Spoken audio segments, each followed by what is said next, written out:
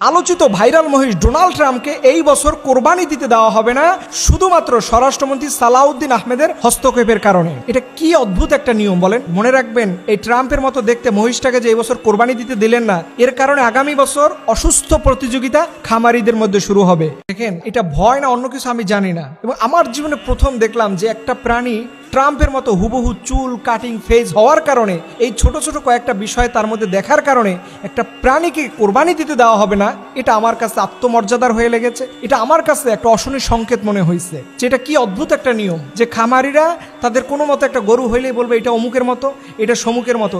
এইভাবে করে খামারিরা যখন অসুস্থ প্রতিযোগিতায় নেমে যাবে, তখন আমাদের মধ্য থেকে হারিয়ে যাবে কোরবানির যে মহত্ব, কোরবানির যে স্যাক্রিফাইস, কোরবানির সাথে যে সাইয়েদেনা ইব্রাহিম আলাইহিস সালামের ছেলে ইসমাইলের যে সম্পর্ক, এইটা কিন্তু আস্তে আস্তে করে হারিয়ে যাবে। এবং আপনারা দেখেছেন নারীরা কেমন করে কোরবানির হাটে আসতেছে, এবং সেই নারীর মধ্যে কোনো পর্দা পশিদা নাই, সেই নারীর মধ্যে ইসলামী কোনো লেবাস কালচার নাই, সে যেমন খুশি তেমন করে কোরবানির পশু কিনে নিচ্ছে।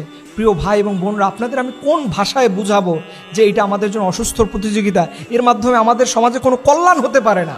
এবং আমি আশা রাখবো আমার মতো ছোট একজন ক্ষুদ্র আলেমের কাছ থেকে আপনি এই পরামর্শটুকু গ্রহণ করবেন, এবং প্রয়োজনে এই গরুটা আবার নতুন করে ক্রয় করে প্রয়োজনে আপনাদের নেত্রী বেগম খালেদা জিয়ার জন্য নতুন করে আপনারা তার জন্য আল্লাহর পক্ষ থেকে কোরবানি করতে পারেন, এবং এই গোশতগুলো আপনারা পুরো মানুষের মধ্যে বিলি করে দিতে পারেন।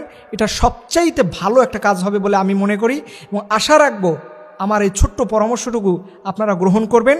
এবং যদি এটা আগামীকালকে সিদ্ধান্ত নেওয়ার সুযোগ না থাকে, পরের দিন আরও 2 দিন কোরবানির সময় আছে, আশা রাখবো অচিরের সময়ের মধ্যে এই সিদ্ধান্তটা নিয়ে আপনারা এই সমাজকে দূরে রাখবেন। আল্লাহ রাব্বুল আলামিন যেন আমাদের সবাইকে এই সহি বুঝ অর্জন করে কোরবানির যে মহত্ব, কোরবানির যে ত্যাগ তিতিক্ষা, কোরবানির সাথে যে সাইয়েদেনা ইব্রাহিম আলাইহিস সালামের সন্তান ইসমাইলের যে মহত্ব সম্পর্ক লুকিয়ে আছে, এটা যেন বুঝে এবং আমাদের সন্তানের সাথে যেন রিলেট করে আমরা যেন কোরবানির যেই আত্মত্যাগ নিজের জীবনে বাস্তবায়ন করি। আল্লাহ রাব্বুল আলামিন আমাদের সবার কোরবানিকে কবুল করে।